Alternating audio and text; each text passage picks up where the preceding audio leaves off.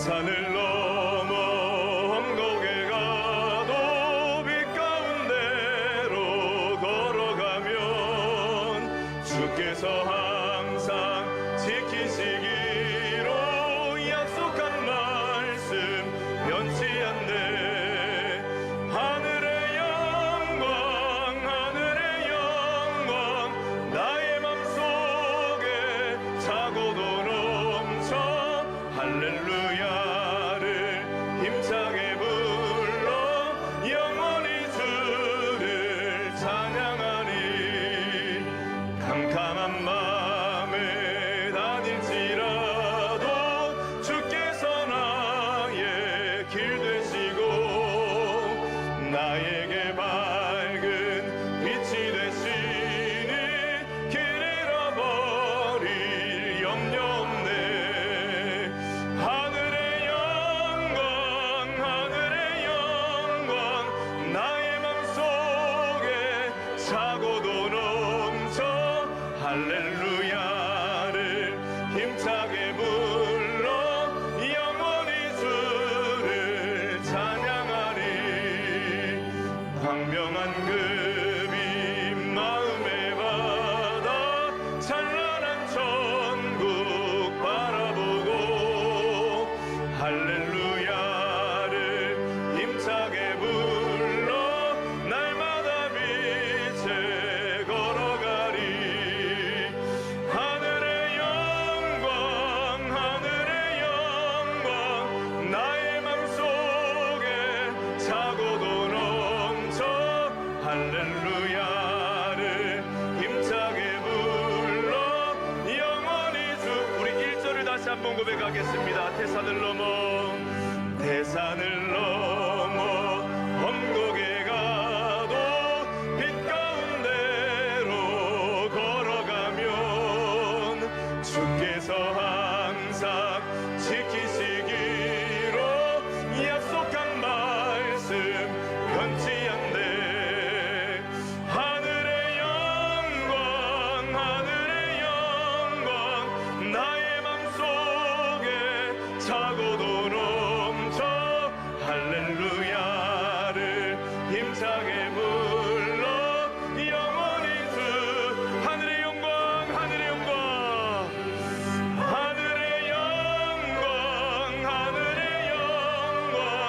나의 맘속에 차고도 넘쳐 할렐루야를 힘차게 불러 영원히 주. 다시 한번 고백합니다.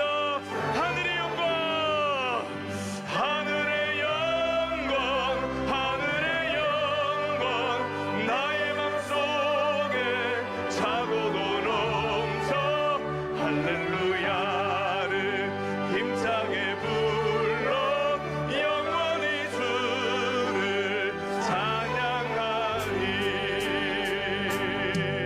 그리고 신비한 황홀한 경험도 많이 했는데, 그리고 예수 그리스도의 십자가의 죽으심과 부활에 대한 얘기를 제자들에게 알려줬음에도 불구하고 제자들은 이걸 믿지 못합니다. 그리고 오늘 본문을 보면 여인들이 예수님의 부활을 묵으면서 목격한 얘기를 제자들에게 알려줬는데 제자들은 안 믿어요. 이미 예수님의 곁에 공생에 따라다닐 때 예수님이 하신 말씀을 기억한다면 사실이구나, 그 얘기가 이 얘기구나, 이렇게 연결이 돼야 되는데 제자들은 안 믿어요. 불신앙을 하고 있습니다. 이런 복음서에서 제자들의 모습은 우리를 절망하게 하죠. 교회를 여러분 우리가 많이 다니고 또 말씀을 많이 들어도 예수님의 그 직강, 그죠? 예수님에게 직접 말씀을 듣고 또 기적을 체험한 사람들이 안 믿는 정도니까, 참 이것이 복음서의 마지막 뒷부분이라니까 사실 섭섭해한 부분이 있습니다. 아마도 예수님의 제자들은 예수님의 십자가 사건이 굉장히 큰 충격을 줬던 것 같아요. 정신적 외상을 주지 않았을까. 그토록 3년 동안 집도 모두 다 팔고 예수님을 따라갔는데 그분이 십자가에 매달려 죽어버리니까 얼마나 절망스럽고 또 얼마나 불안하고 두렵고 또 스승을 부인했다는 그 죄책감이 자기들을 사로잡았을 거예요. 그리고 무기력함과 그런 자포자기 이제 이런 상황 속에서 누가 뭐 다시 살아났다고 얘기를 하긴 하는데 믿어지지가 않는 것이죠. 자, 그런 의미에서 이 마가복음의 에필로그 마무리 부분은 참 안타까움을 갖고 있는데요. 오늘 역시 이제 13절에 보니까 두 사람이 가서 남은 제자들에게 알리었으되 뭘 알렸습니까? 부활의 예수를 알렸어요. 근데 역시 믿지 아니하더라는 거죠. 부활의 목격자들이 전해준 진술을 듣고도 안 믿는 겁니다. 지금 방금 만나고 왔다는데. 그리고 14절에 예수님이 직접 제자들에게 나타나십니다. 부활하신 예수님이. 그래서 그 후에 11 제자가 음식 먹을 때 예수께서 그들에게 나타나사 그들의 믿음 없음과 마음이 완악한 것을 꾸짖으시니 이는 자기가 살아난 것을 본 자들의 말을 믿지 아니함이라. 여기서 예수님이 그 제자들의 믿음 없음을 책망하십니다. 그리고 책망하실 뿐만 아니라 그들의 완악함을 꾸짖으셨다. 완악함을 꾸짖었다. 그래서 여러분, 이게 믿지 않는다는 말보다 이 완악함이라는 표현은 좀 더 강도가 높은 것입니다. 이 완악함이란 뭐냐면 아주 강팍한 상태예요. 이게 무슨 말을 해도 안 받아들이려고 하는 태도, 모든 증거를 다 갖다 대도 안 믿으려고 작정을 하고 있는 상태의 마음을 완악함이라고 표현하는 것입니다.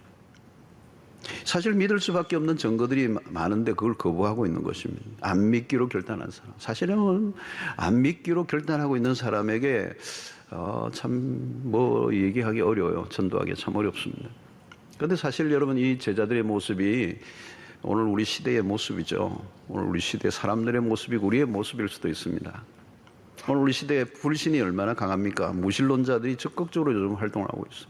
옛날에는 무신론이 그냥 있었습니다. 무신론자들이 많았어요. 내 주먹을 믿어라, 뭐 어쩌라 다 많았는데 요즘은 학자들이 이 무신론자의 학자들이 무신론의 이 이론과 무신론의 어쩌면 무신론도 신이 안 계신다, 없다는 것을 믿는 믿음이니까 그것도 신앙이거든요. 그 신앙의 체계를, 무신론의 신앙의 체계를 학문적으로 정립을 해서 그것을 퍼뜨리는 뭐 그런 베스트셀러도 요즘 많이 나오고 있습니다. 그것이 대중문화 안에도 들어가 있고 뭐 모든 학문에도 영향을 끼치는 것이죠. 자, 여러분, 무신론자들은 이 믿음의 대상이 없다는 거 아니겠습니까? 여러분, 믿음이라고 하는 것은 대상이 분명하고 그 대상을 붙잡는 것인데 무신론자는 대상이 없다는 것입니다. 이렇게 잘못된 안경을 끼고 있으면 제대로 볼 수 있는 것이 없는 것입니다. 아무튼 이 기독교를 포함한 전통 종교에 대한 저항이 오늘날 거세졌고 오늘 우리 시대를 가리켜서 우리는 후기 기독교라는 표현을 씁니다. 그 말은 뭐냐면 기독교의 전성시대가 지나갔다라는 표현이 그 의미 안에 담겨 있는 것입니다. 전도를 해봐도 그렇습니다. 이전과 많이 달라요. 잘 받아들이지 않습니다. 그런데 이것이 오늘 우리에게만 일어나는 것이 아니라 세상의 오늘 시대의 문화적 현상이라는 거예요. 여러분, 이 부산은 특별히 이 경상도 지역은 좀 더 거칩니다. 이 전라도나 이런 지역에 가면 복음화율이 굉장히 높고요. 뭐 웬만하면 뭐 30%, 40%, 어떤 데는 70%까지 그 도시에 그리스도인들이 있는 동네가 있습니다. 이 경상도는 굉장히 척박한 동네고 또 경상도 사람이 약간 우리끼리니까 그렇지만 약간 터프한 것들이 있고 그래서 전도지를 주면 딱 보는데 찢는 분이 계세요. 쫙쫙 오징어 찢듯이 이렇게 찢어버려요. 여러분, 이게 복음을 전하는 게 쉽지 않다는 거죠. 여러분, 멀리 가지 않아도 가족 전도만 해도 그렇습니다. 순한 남편이고 착한데 평소에는 교회 가자 그러면 화를 내요. 그리고 뭐 그냥 화를 내는 게 아니고 얼굴빛이 변해요. 그리고 눈동자도 흰 동자가 막 나오고. 여러분, 우리의 과거도 비슷합니다. 복음을 스스럼없이 받아들이는 사람이 여기 누가 있습니까, 여러분? 그리고 이것이 지금만 그런 게 아니에요. 인간은 기본적으로 하나님이라는 존재를 거부하는 존재입니다. 하나님 싫은 거예요, 사실은, 여러분. 에덴 동산에서 마귀가 아담과 하와를 꼬실 때 뭐였습니까? 이 과실을 먹으면 너가 하나님과 같이 될 것이다라고는 이 매력, 이 유혹. 그러니까 인간은 하나님을 섬기기보다 하나님을 만들어 자기가 하나님이 되기를 원하는 것입니다. 이게 인류의 내면에 숨어있는 원마음입니다. 요즘 뉴에이지 무브먼트도 마찬가지고 뉴에이지 무브먼트가 뭐니까 너가 신이라는 거죠. 너가 신인데 뭘 신을 섬기냐는 거예요. 그래서 오늘 요즘 뭐예요? 만들어진 신의를 얘기하잖아요. 신을 누가 만드느냐? 인간이 만들었다는 거예요. 요즘 뇌과학이 굉장히 발전하고 뇌과학에 관련된 책들이 쏟아져 나오고 있습니다. 이 뇌과학을 주장하는 어떤 사람들은 너의 뇌가 하나님이다. 너가 뇌. 자, 이런 것들이 전도를 하면 누구나 거부하고 저항하고 핍박하는 것을 우리는 자연스럽게 우리는 경험하고 있습니다. 복음에 대한 알러지 반응. 이거의 완악함이라는 표현을 쓰는 겁니다. 지금 예수님의 제자들이 그토록 경험하고 영적인 신비한 경험까지 하고 예수님의 주옥 같은 말씀을 듣고 죽은 자가 살아나고 맹인이 눈을 뜨는 그런 경험을 하고도 예수님의 말씀을 못 믿는데 누가 믿겠어요, 여러분? 이 완악함이라는 거죠. 여러분, 완악함이라는 단어를 쓰면요, 강팍함, 이것은 출애굽기에서 바로 왕을 생각할 수가 있습니다. 모세가 가서 자기의 백성을 이제 데리고 풀어달라고 그러니까 안 풀어주죠. 그래서 이 기적의 대결이 나죠. 그리고 9가지 재앙이 일어나는데 손 안 듭니다. 그리고 마지막에 장자들이 죽어가는 재앙이 내리니까 결국 바로가 손을 드는데 그 상태가 죽어도 포기 안 하고 항복 안 하는 갈 때까지 가는 인간의 모습을 바로를 통하여 보여주는데 그게 완악함이라는 거예요. 인간의 완악함.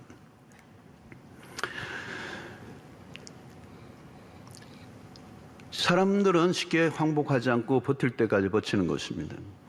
사람들은 하나님의 존재를 과학적으로 증명하라고 얘기합니다. 믿고 싶지 않다는 얘기입니다. 사실은 이런 예수님의 부활 사건은 예수님은 죽은 자가 다시 살아나신 분이고 빈 무덤입니다. 그게 사실이거든요.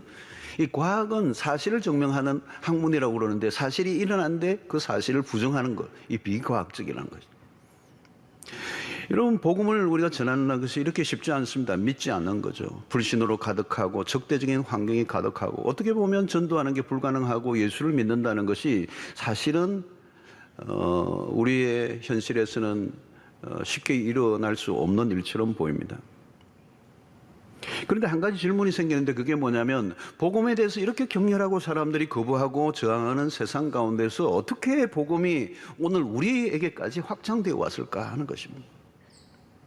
2000년 기독교 역사 속에 환난과 핍박과 시련이 얼마나 많았습니까? 교회 역사는 순교의 역사라고 얘기하고 복음을 전하다가 숱한 사람들이 죽어가는 그 역사를 볼 때 도무지 이 복음이 옆으로 전파되기 어려울 것 같은데 어떻게 그럼에도 불구하고 기독교는 확장을 거듭해 왔을까?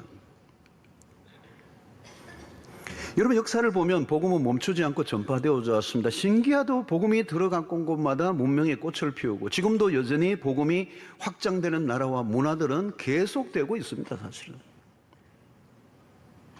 역사를 보면 복음은 계속 움직인다는 거, 서진해 왔습니다.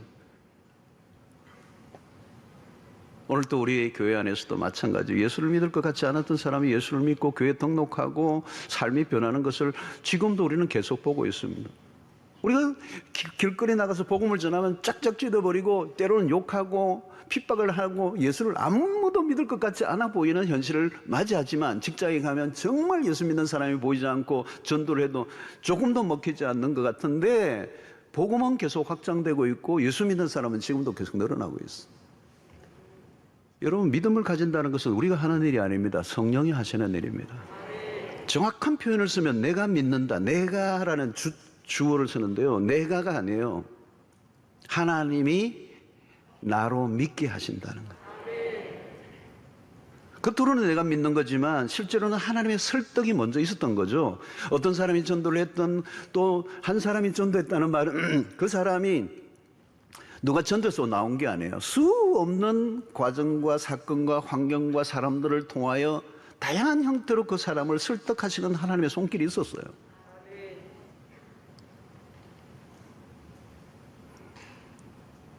내가 믿고도 잘 안 믿어지는 일이 나요. 오늘 보니까 내 주변의 사람들이 다 예수를 믿고 있는 거예요. 오랫동안 안 만났던 친구를 하니까 그 친구가 예수를 믿어. 너가 예수를 믿어? 기적이다. 여러분, 사울이라는 청년이 그랬습니다. 예수 믿는 사람들을 잡아가두고 스데반 집사를 죽이는 일에 가담을 했던 핵심 인물이었습니다. 그러니까 교회를 핍박하고 예수 믿는 사람들을 잡아 죽이는 일에 앞장을 섰던 사람이 사울입니다. 그가 어느 날 다메섹 도상으로 가다가 정오에 빛보다 더 강력하게 다가오는 예수 그리스도를 만나고 그 앞에 무릎을 완전히 꿇고 예수 그리스도에게 생포되고 맙니다. 여러분, 사울이 그 당시에 예수를 믿었다는 그 말은 당시의 배경으로 치면 아무도 믿지 않는 뉴스입니다. 말도 안 되는 얘기 하지 마라. 사울이 예수를 믿어? 여러분, 내 교회에 와가지고 교회 유리창 깨고 예배 와서 방해하고 막 들어눕고 또 교회 다니는 자기 아내 막 머리를 끌고 막 데리고 가고 막 이런 예수 믿는 사람들만 막 보면 막 열내고 욕하고 두들겨 패던 사람이 어느 날 예수를 믿었다. 등록했다. 안 믿어지는 거죠. 안 믿어지는 거. 사울이 그랬습니다, 여러분. 그가 믿었다니까.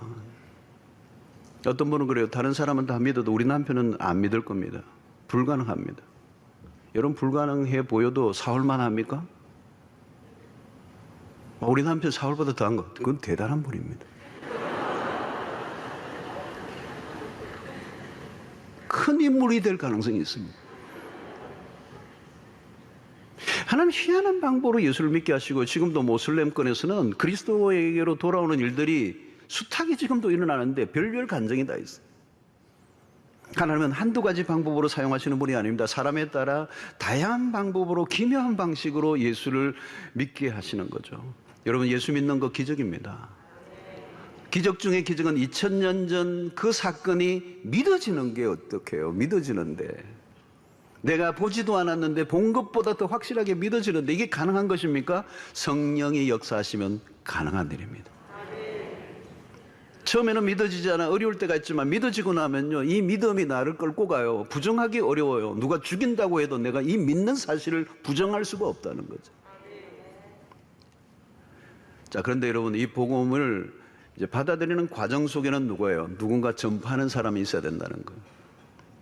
로마서 10장 14절에 보니까 그런즉 그들이 믿지 아니하는 일을 어찌 부르리요? 듣지도 못한 일을 어찌 믿으리요? 전파하는 자가 없이 어찌 들으리요? 중요한 것은 누군가 복음을 전해야 한다는 거죠. 전도의 테크닉이 좋아서 혹은 말을 잘해서 믿는 게 아닙니다. 상관없어요. 중요한 것은 하나님이 믿게 하시는데 누군가 전파함으로 그 방식을 통하여 전도의 방식으로 예수를 믿게 하시는 게 일반적인 방식입니다. 그래서 어떤 사람은 빨리 항복하는 사람이 있고 어떤 사람은 고집이 세워서 버티다가 나중에 손드는 사람이 있고, 그래서 예수의 부활 사건은 하나님의 나라 확장으로 가속화됩니다. 그래서 제자들에게 대사명이 주어지죠. 그래서 오늘 15절에 보니까 또 이르시되 너희는 온 천하에 다니며 만민에게 복음을 전파하라. 갈릴리를 벗어나지 못했던 제자들에게 주님이 하신 말씀은 놀라워요. 온 천하에 다니며 만민에게, all nations. 그러면 여러분, 이것은, 이 말씀은, 복음을 전파하라는 얘기는 복음서 곳곳에서 반복되는 얘기입니다. 예수 그리스도의 십자가 부활을 목격한 사람들은 그냥 지나칠 수 없고 내가 본 것을 말하는 증인의 사명을 감당하라. 여러분, 이것은 너무 어렵게 생각할 필요가 없습니다. 내가 본 것을 말하면 되는 거예요. 내가 뭐 저 사람을 믿게 할 거다 예를 쓸 필요가 없고 내가 믿게 할 수 있는 능력도 없고 그저 내가 본 것을, 내가 아는 것을 전하면 되는 거예요. 내가 본 것을 말하기만 하는 거예요. 은혜를 받은 대로 전하면 되는 것입니다. 그때 어떤 일이 나요? 16절에 믿고 세례를 받는 사람은 믿는 사람이 나온다. 그러면 세례를 받고 그 사람은 구원을 얻을 것이고 믿지 않는 사람은 정죄를 받으리라, 심판을 받으리라. 여러분, 우리가 복음을 전하면 두 부류로 나누어집니다. 복음을 받아들이는 사람이 있는가 하면 거절하는 사람이 나옵니다. 모두가 다 받아들이는 게 아니에요. 모두가 다 거절하는 것도 아니라는 거예요. 복음을 거절하는 사람이 있다고 위축되거나 멈추지 말라. 전하기만 하라. 세상 끝날까지. 여러분, 어떤 사람은 지금은 안 믿다고 하지만 언젠가는 믿을 사람들이 있습니다. 제자들도 마찬가지. 예수님의 부활을 안 믿었잖아요. 근데 나중에는 그 부활의 증인이 되고 그 부활을 위해서 자기의 생명을 바칩니다. 일단 믿음이 생기기 전에는 모르지만 믿음이 내 안에 생기고 나면 그 믿음이 나를 움직이는 것입니다. 일단 믿음이 생겨나면 그 믿음이 나를 역사하는 거예요. 그 믿음을 내가 마음대로 어떻게 할 수가 없어요. 마치 글을 깨친 사람이 글을 무시할 수가 없잖아요. 이미 깨쳐버렸으니까 그 글을 내가 부정을 할 수 없는 거잖아요. 여러분, 이 믿음은 우리의 삶의 방식을 바꾸고 생각을 바꾸고 가치 체계를 바꾸어 놓습니다. 그 믿음은 우리를 행동하게 만듭니다. 그 믿음이 우리를 어디론가 인도해요. 여러분, 창세기 22장에 아브라함이 그 독자 이삭 100세에 난 아들을 모리아에 바치는 이 놀라운 사건이 일어나는데, 우리는 거기에서 아브라함의 믿음을 경탄하는데 사실은 아브라함 믿음이 아닙니다. 하나님이 얼마나 놀라우신 분이기에 아브라함이 자기 아들을 모리아에 바칩니까? 그는 하나님이 누구인가를 알았기 때문에, 그분을 믿었기 때문에 자기 아들을 내어놓을 수 있었던 것이죠. 여러분, 하나님에게 항복하는 게 믿음입니다. 하나님을 하나님으로 인정하는 게 믿음입니다. 그 다음부터는 우리가 할 일은 정해져 있어. 길을 쓰고 그 하나님을 알리고 싶어진다는 거죠. 여러분, 예수의 부활을 믿는 순간 미션이 있습니다. 그래서 신약의 교회는 부활의 공동체고, 예수의 부활이 확실하다면 우리가 어찌 전하지 않을 수가 있겠는가. 그것이 고린도전서 15장 부활장에서 얘기하는 것입니다. 그래서 고린도전서 15장 14절 한 절을 보면, 그리스도께서 만일 다시 살아나지 못하셨으면 우리가 전파하는 것도 헛것이요 또 너희 믿음도 헛것이며. 무슨 얘기입니까? 예수가 다시 살아나셨기 때문에 우리가 전파하는 일은 결코 헛된 일이 아니다. 복음 전하는 거 결코 헛된 게 아니다. 가장 의미 있는 일이다. 여러분, 왜 복음을 우리가 전해야 합니까? 여러분, 어떤 분은 가끔 이제 봄에 이제 전도 집회 뭐 얘기하니까, 오늘 또 우리 전도하는 얘기 나오니까 어떤 분은 교회도 큰데 또 더 모으려고 그런다. 얼마나 모으려고 그러느냐. 주차장도 좁은데.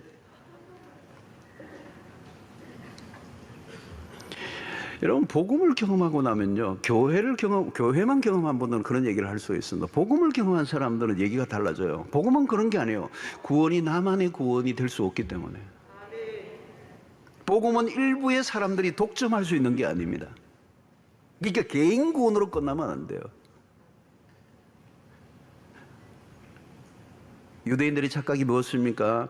하나님이 그들만의 전유물로 생각했습니다. 자기들만 택한 민족이라는 것. 이방인들이 구원을 받을 수 있다는 사실을 그들은 받아들이지 못했습니다. 그게 유대인들이에요. 그러니까 바울은 유대인이면서 복음을 받고 나니까 그 사실이 너무 안타까운 거예요. 그래서 이방의 사도가 되는 겁니다. 그의 동족의 구원에 대한 갈망도 가지고 있지만 이방의 사도로 그의 사명을 다해요. 근데 여러분, 베드로는 어떻습니까? 사도행전 전반부를 보면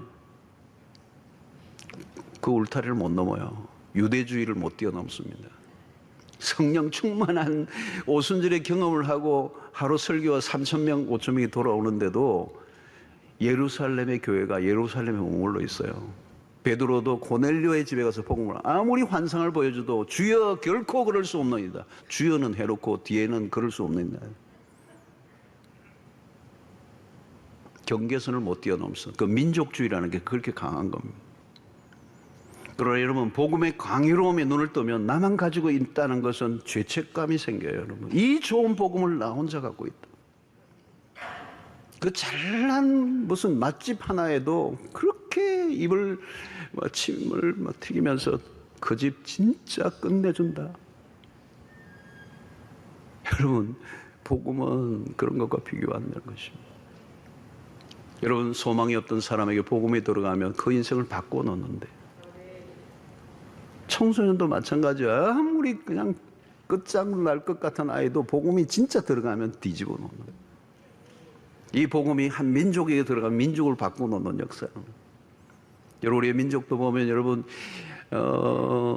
1905년 뭐 이럴 때 1910년 한일 합방 뭐 이렇게 일본의 강점기의 36년의 고통, 전후, 6.25를 겪고 나라가 폐허가 되고 완전히 망가진 이 나라가 이렇게 살아나고 세계사의 경제 대국이 되고 이 놀라운 강경한 역사를 여러분 들여다보면요, 그 일제강점기 위기 속에서도 1907년이라는 사건이 한국 민족에 엄청난 의미가 있어요. 역사적인 평양 대부흥운동이에요. 복음이 강력하게, 그건 세계 선교사에 알아주는 사건으로 인정이 되는 겁니다. 어마어마한 사건이 일어난 겁니다. 복음이 이 민족 가운데 강력하게 일어나고 세계에 몇 안 되는 부흥사 가운데 1907년에 평양 대부흥운동이 일어납니다. 한국 민족 안에 복음의 역사가 일어나고, 그리고 부흥기가 일어나고, 전후 이후에도 60, 70년대, 80년대로 가면서 급속한 교회 성장이 한국 사회에 미친 영향이 엄청난 것이죠. 복음의 기운이 사라지지 않고 뜨겁게 일어날 때 그 복음이 얼마나 놀라운 일을 하는가를 우리는 눈으로 목격하고 우리를 경험하고 있습니다. 사랑하는 성도 여러분, 우리 증인에게 요구되는 것은 확신입니다. 애매함으로 안 돼요. 복음에 대한 확신이 있어야 담대집니다. 전도는 누가 하는 것입니까? 여러분, 누가 남에게 전하기 이전에 내 신학에 대한 확신이 먼저 확보되어 있어야 돼요. 전도하면 우리는 몇 명 정도 하느냐 양을 따지기 쉽지만, 그러나 그것보다 더 중요한 것은 복음에 대한 내적인 확신입니다. 복음 전거는 내적 확신이 바깥으로 자연스럽게 흘러가는 것입니다.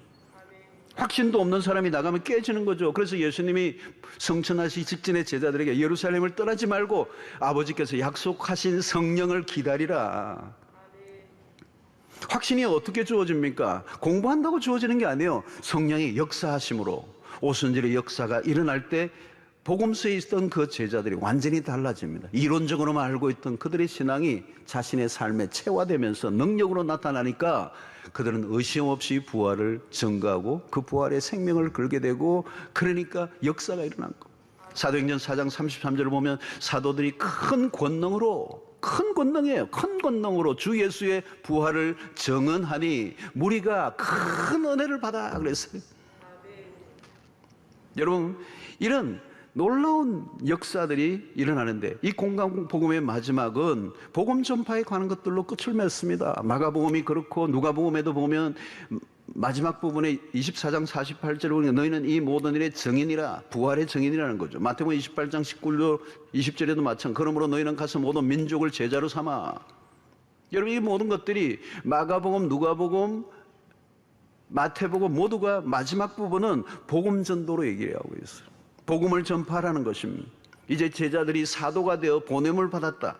부활하신 예수님이 제자들에게 나타나셔서 하신 말씀도 똑같아요. 요한복음 20장 21절에 예수께서 또 이르시되 너희에게 평강이 있을지어다. 아버지께서 나를 보내신 것 같이 나도 너희를 보내노라 그랬어요. I send you. 나도 너희를 보낸다. 선교사로 보낸다. 세상 곳곳에 우리를 보내셨다는 거예요. 우리에게 메시지를 주시고 이 메시지를 가지고 세상 가운데 나아가라. 그래서 신약의 교회는 가라예요. 이 모이는 게 목적이 아니라 가는 것입니다. 자, 그런데 이 복음 전거는 매우 위험하고 까다로운 일이에요. 그냥 보내지 않고 그 증인들에게 능력을 부여해 주시고 보내셨다는 거예요. 17절 18절의 말씀. 믿는 자들에게는 이런 표적이 따르니 곧 그들이 내 이름으로 귀신을 쫓아내며 새 방언을 말하며 뱀을 집어 올리며 무슨 독을 마실지라도 해를 받지 아니하며 병든 자에게 손을 얹은 적 나으리라 하시니라. 여러분, 복음이 전해지는 곳에는 이런 현상들이 일어난다는 것, 초자연적인 역사, 기적이 일어난다는 거예요. 하늘로 예수 그리스도가 승천하시면서 남겨진 제자들에게 그냥 무기력하게 살게 하지 않고 당신이 가지고 있는 그 권능을 제자들에게 부여해 주신 것입니다. 전수해 주신 것입니다.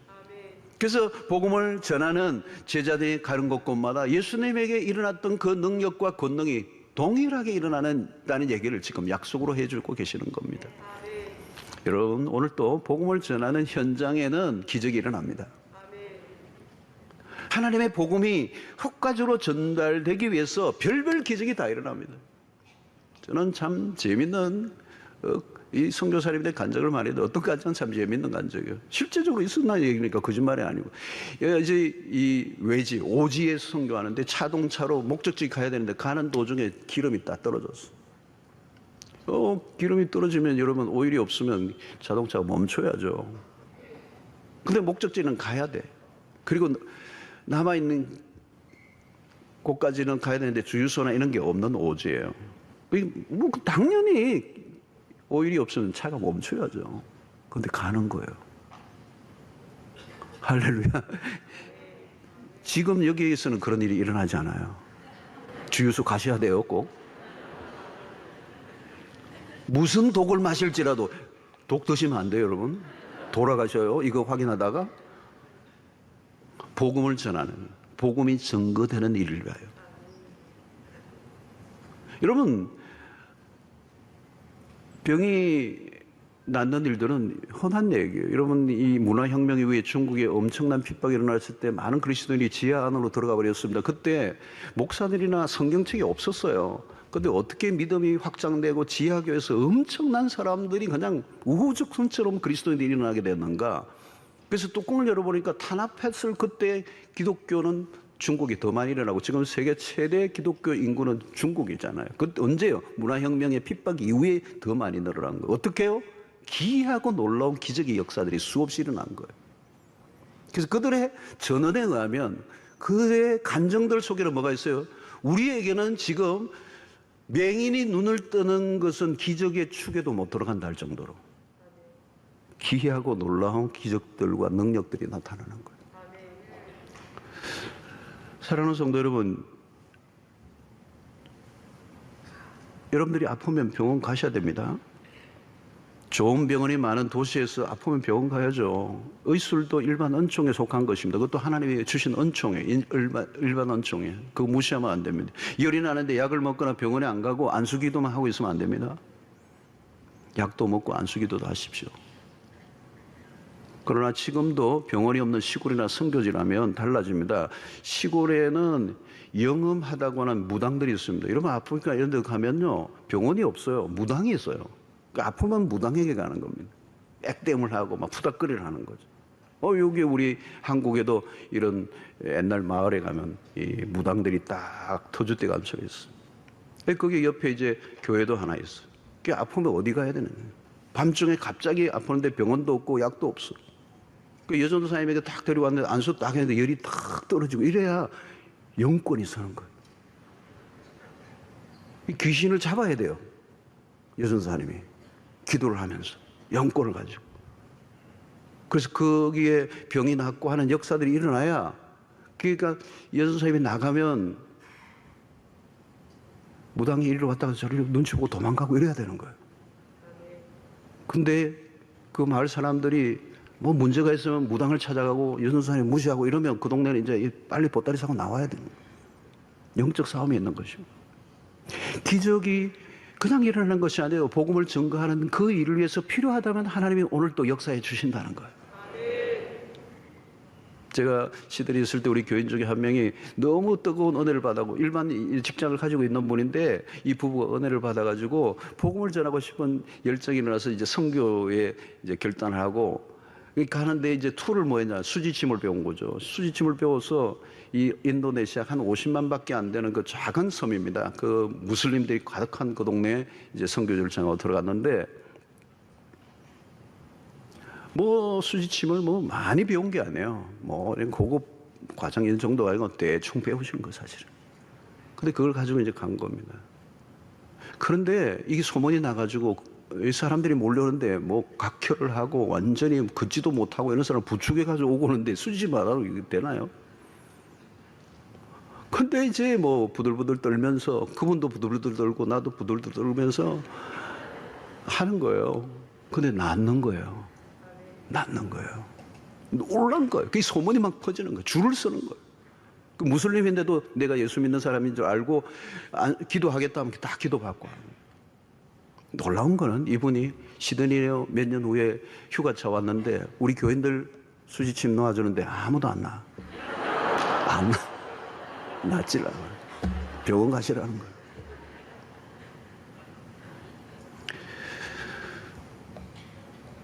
능력이 왜 필요한가?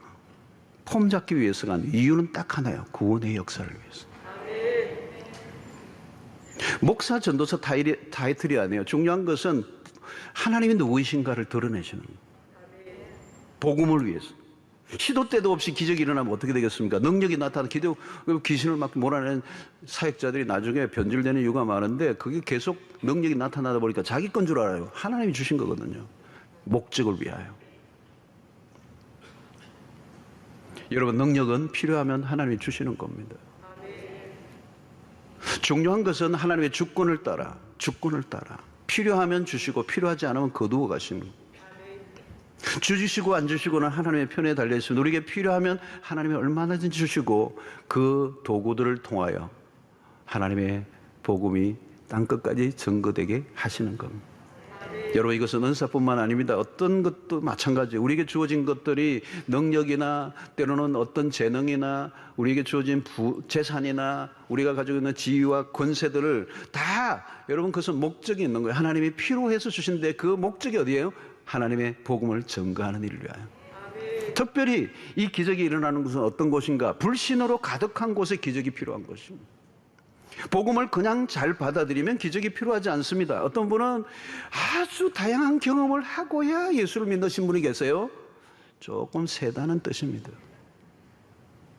웬만해서는 안 믿으니까 하나님이 특별한 것을 보여주신 것입니다. 기적이 늘 나타나야 할 이유가 없어요. 너무 완악하니까 기적이 동원될 뿐입니다. 여러분, 말씀을 듣고 말씀을 믿는 사람이 복이 있어요. 가장 좋은 것입니다. 여러분, 말씀을 듣고 말씀을 믿고 구원받는 거예요. 하나님, 난 말씀으로 잘 안 됩니다. 그거 큰일 납니다. 여러분, 애들도 마찬가지예요. 말로 할 때 알아듣는 아이가 좋은 아이예요. 꼭 말로 안 되는 애가 있어. 그럼 특별한 경험을 하게 할 수밖에 없어.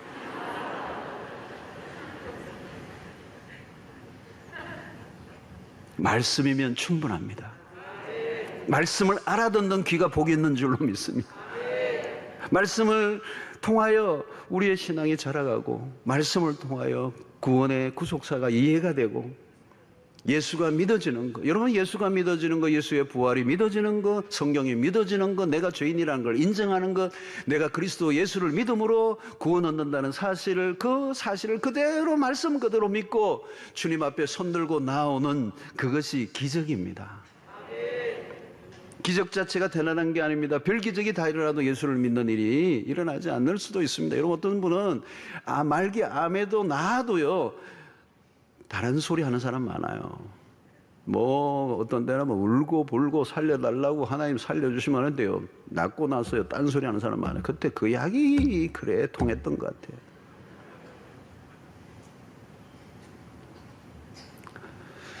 사랑하는 성도 여러분, 중요한 것은 뭐냐면 그리스도의 십자가 죽으심과 부활을 통하여 우리에게 구원을 위하여 충분한 증거를 우리에게 주신 것입니다. 더 이상 필요한 게 아니에요. 더 다른 기적이 필요하지 않아.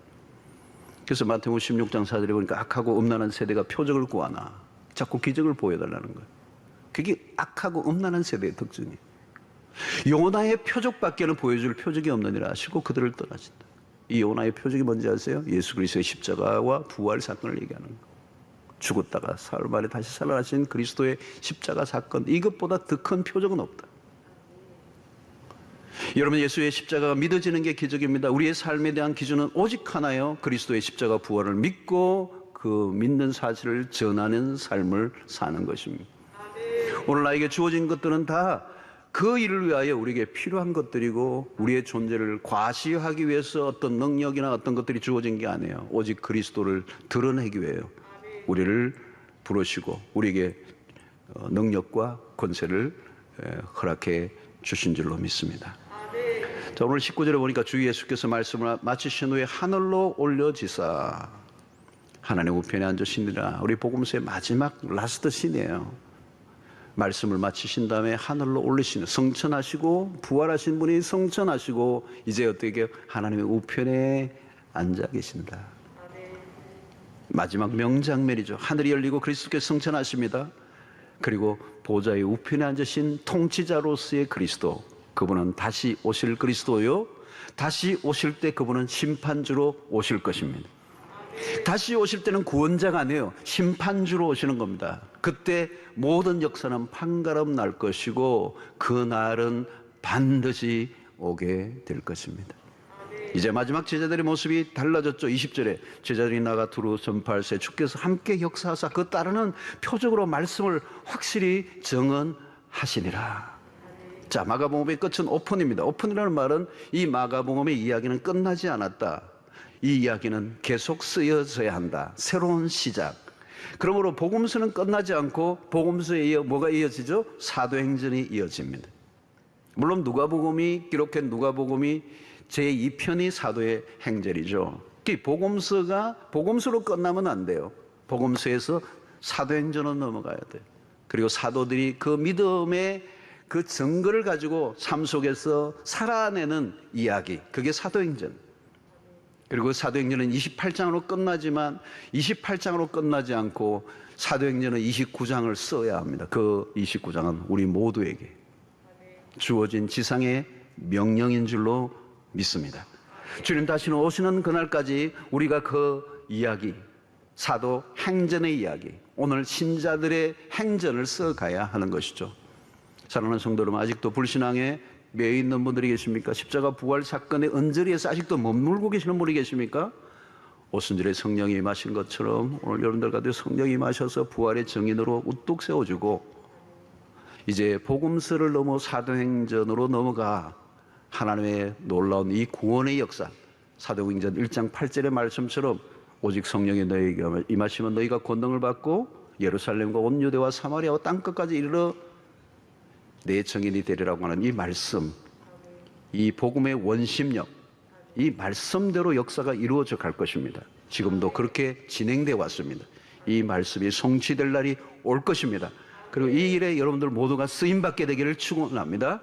성령의 충만을 받으시고 예수님의 제자들에게 주셨던 그 과업을 오늘 우리가 다시 이어받아 계승하고 우리가 어디를 가든지 예수 그리스도의 십자가의 피 묻은 복음을 증거함으로 믿든지 안 믿든지 선포하고 전하면 구원받는 자들이 우리의 전파를 통하여 나타나게 될 줄로 믿습니다. 우리는 이 마가복음을 처음 이 코로나 팬데믹이 시작되기 직전에 시작했던 이 마가복음을 이제 엔데믹 시대로 가는 이때 이제 다시 한번 이 마가복음을 마감하면서 역사적인 의미가 있는 시간이라고 생각해요. 다시 한번 우리 모두가 그동안 코로나 기간 내에 하지 못했던 전도, 선교 다시 한번 박차를 가하고 이번 여름부터 또 다시 시작하는 여러분들이 되기를 바라고 하나님께서 선한 열매를 맺어 주실 줄로 믿습니다. 기도하겠습니다. 하나님 아버지, 오늘도 우리에게 주신 말씀을 통하여 우리가 다시 한번 결단하기를 원합니다. 복음의 증인으로 세워지기를 원합니다. 수없는 박해와 반대가 있음에도 불구하고 복음은 끊임없이 우리에게 증거되는 것처럼 오늘 우리에게까지 복음이 찾아왔던 것처럼 오늘 우리를 통해서도 이 복음이 땅끝까지 증거되는 일에 쓰임받는 우리 모두가 되게 하여 주시옵소서. 예수님의 이름으로 기도하옵나이다. 아멘.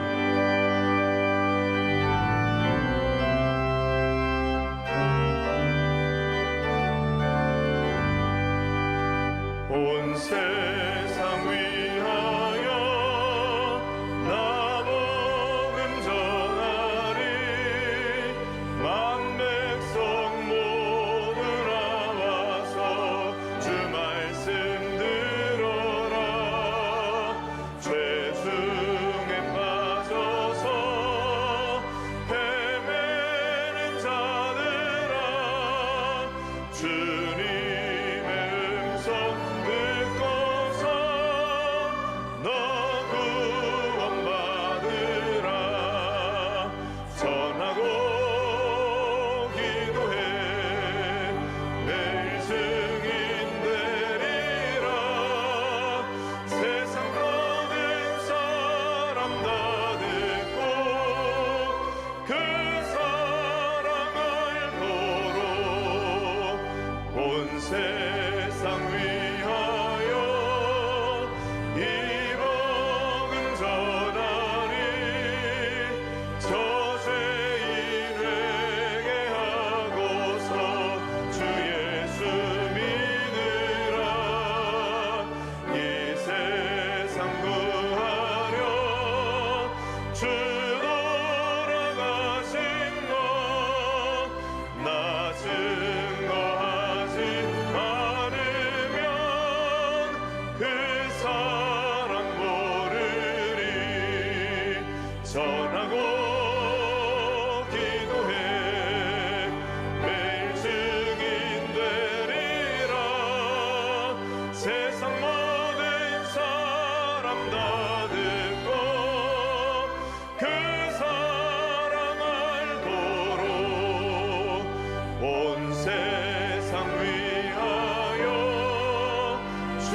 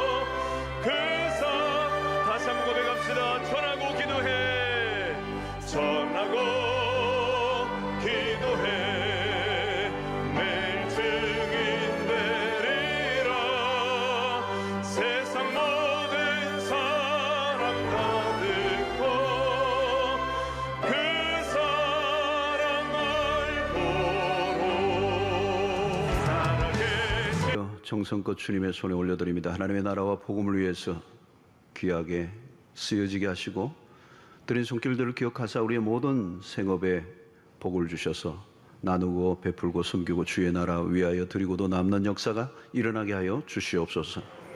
우리의 형편과 처지를 잘 아십니다. 우리 주님께서 우리의 작은 신음에도 귀를 기울이시는 주께서 우리의 모든 필요를 채워주시고 주님이 공급해 주심으로 주님의 그 아버지의 자녀들의 그 권세를 누리며 사는 저희들 되게 하여 주시옵소서. 세상이 망가지고 무너지고 깨어져도 주의 백성들은 얼굴을 여호와께로 향하게 하여 주시옵시고 주만이 우리의 도움이 되심을 일상에서 경험하게 하여 주시옵소서. 우리의 가정, 직장, 사업, 진로, 결혼, 취업, 우리의 인생의 모든 미래의 계획을 주의 손에 올려드립니다. 주님의 간섭 속에 때를 따라 돕는 은혜로 함께하여 주시옵소서. 병중에 있는 성도들 어루만져 주시기를 원합니다. 그 연약함에서 떠나가는 역사가 일어나게 하여 주시옵시고 모든 병마가 물러가게 하시고 모든 정신과적인 문제가 해결되는 역사가 일어나게 하여 주시옵소서. 매일 주님이 주시는 그 평강과 감사와 기쁨을 누리며 살게 하여 주시옵소서. 오늘 또 처음 나온 주의 백성들을 축복하시고 예수 그리스도 안에서 늘 성장하며 주님의 나라 귀한 일꾼들 되게 하여 주시옵소서. 오늘도 교회를 위해 수고하는 일꾼들에게 복 주시기 원하오며 흩어져 있는 백성들 군대의 유학으로 출장으로 어디에 있든지 주께서 임마누엘로 함께하여 주시옵소서. 여러분, 한 주간 동안에 우리의 한 주간의 모든 삶을 주의 손에 올려드립니다. 주의 권능의 팔로 우리를 붙잡아 주시고 모든 위험과 모든 악한 자들로부터 마귀의 권세로부터 우리를 보호하여 주셔서 백전백승케 하여 주시옵소서. 이제는 우리 주 예수 그리스도의 놀라우신 은혜와 하나님의 크신 사랑과 성령의 교통하심이 이제 우리에게 주신 그 부활의 그 증인으로서 우리에게 보내진 곳곳에서 복음을 전가하며 구원의 역사를 이루는 일에 쓰임받기로 결단하고 돌아가는 주의 백성들 머리 위에 지금부터 영원토록 함께 있을지어다. 아멘.